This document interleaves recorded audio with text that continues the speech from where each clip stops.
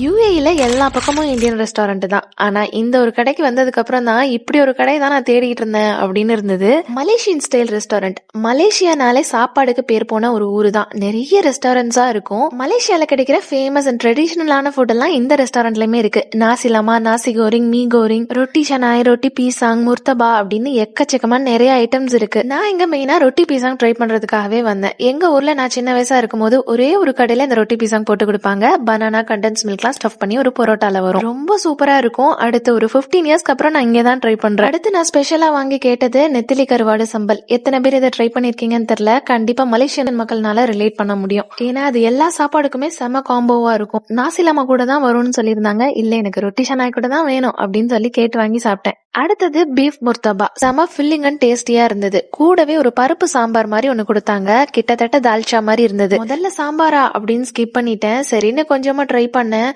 இதை போய் மிஸ் பண்ணிட்டோமே அப்படின்னு நினைக்கிற அளவுக்கு இது ரெண்டோட காம்பினேஷனும் செம்மையா இருந்தது. கடைசியா டிஷ்யூ பரோட்டா. டிஷ்யூ மாதிரி ரொம்ப தின் லேயரா கிறிஸ்பியா இருக்கும். கூடவே கண்டன்ஸ் மில்க் வந்து வச்சு கொடுப்பாங்க. ஃபைனலா ஒரு ட்ரிங்க் ரொம்ப ஆசைப்பட்டு வாங்கி டிசப்பாயிண்ட் ஆயிடுச்சு. மலேசியால இந்த லிச்சி ட்ரிங்க் வந்து ஒரு டின்ல வரும். ரொம்பவே சூப்பரா இருக்கும். பட் இவங்க வந்து ரொம்ப ஐஸ் எல்லாம் போட்டு டைல்யூட் பண்ணி ஒரு டேஸ்டே இல்லாத மாதிரி ஆயிடுச்சு. மத்தபடி எல்லா டிஷ்ஷுமே செம்மையா இருந்தது. ஒரு டிஃப்ரெண்டான குவிசன்ல ட்ரை பண்ணணும் அப்படின்னா இந்த ரெஸ்டாரண்ட்டுக்கு வாங்க. இந்த ஷாப்போட லொகேஷன் கேப்ஷன்ல கொடுக்குறேன். செக் பண்ணி பாருங்க.